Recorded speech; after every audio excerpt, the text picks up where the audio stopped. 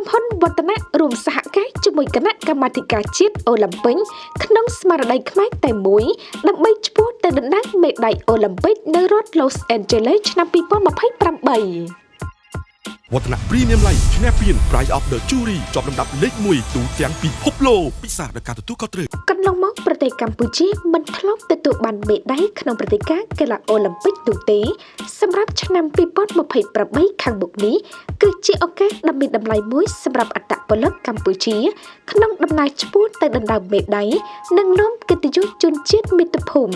នេះហើយគឺជាឆន្ទៈនិងទិសដៅដ៏សំខាន់ក្នុងការត្រៀមលក្ខណៈរួចរាល់របស់អត្តពលិកកម្ពុជា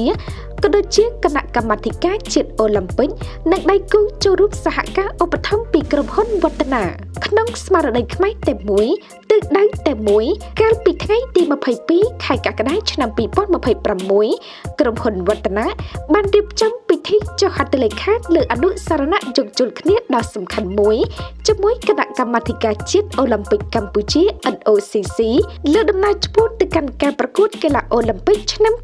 2028 នៅរដ្ឋ Los Angeles សហរដ្ឋអាមេរិកពិធីដ៏មានតម្លៃនេះត្រូវបានប្រព្រឹត្តទៅក្រោមអធិបតេយ្យភាពអាយុដំវត្តចម្រើនអគ្គលេខាធិការគណៈកម្មាធិការជាតិអូឡ িম্প ពិកកម្ពុជា NOCC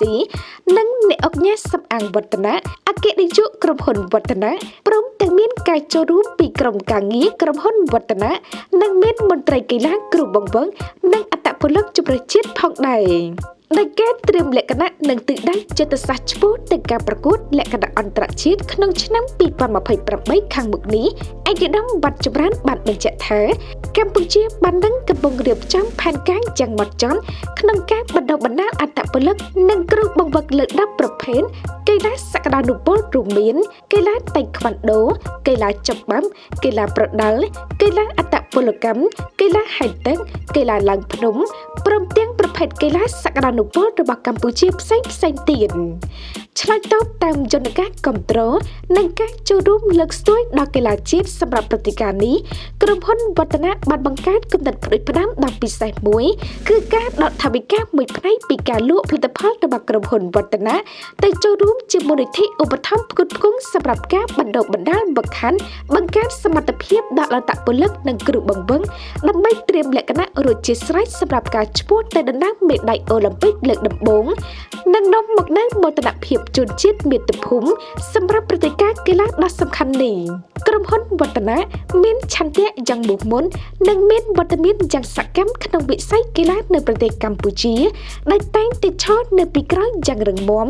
និងជាដៃគូសហការឧបត្ថម្ភដល់សហព័ន្ធកីឡាជាតិផ្សេងៗក្នុងការរៀបចំចូលរួមឧបត្ថម្ភព្រឹត្តិការណ៍ប្រកួតកីឡាថ្នាក់ជាតិ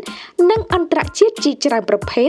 ស្របតាមចក្ខុវិស័យដ៏វែងឆ្ងាយនិងការបដិញ្ញាចិត្តខ្ពស់របស់ក្រុមហ៊ុនវឌ្ឍនៈក្នុងការលើកស្ទួយវិស័យកីឡានៅប្រទេសកម្ពុជាឲ្យរីកចម្រើនលើថ្នាក់ជាតិនិងអន្តរជាតិផងដែរផ្សព្វផ្សាយអាជីវកម្មរបស់អ្នកជាមួយតារាញូ017 200 600